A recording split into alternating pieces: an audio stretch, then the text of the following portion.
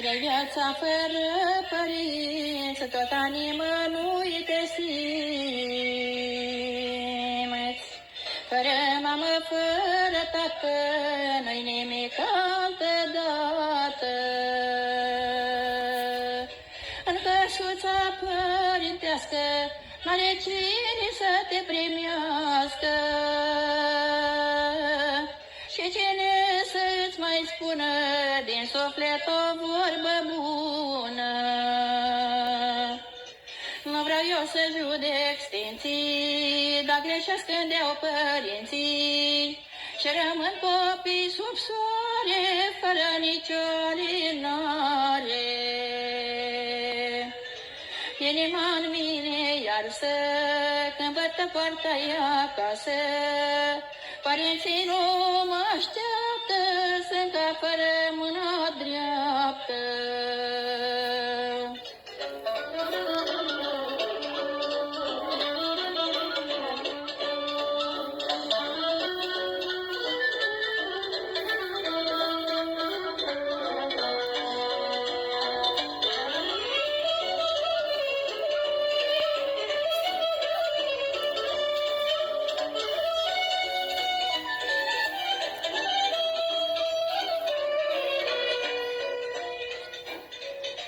Când nu ai părinți pe lume, cine te strigă pe nume? Cu dragoste și blândețe, viața-i plină de tristețe. Plângi ce poze de prin ramă, când nu ai tată și mamă. Grea inima în piept te doare și n-ai nicio alinare. Nu vreau eu să judec sfinții, dar greșesc când iau părinții și rămân copii sub soare, fără nicio alinare. Inima în mine iarsă când văd că poarta-i acasă.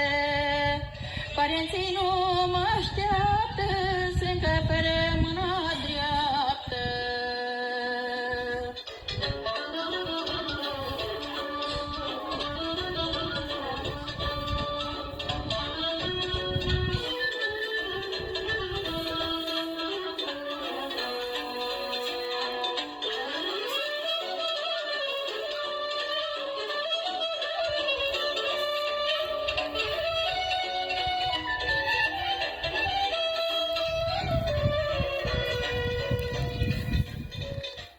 Nu mai vii cu atâta dragă să-ți vezi părinții sub pragă.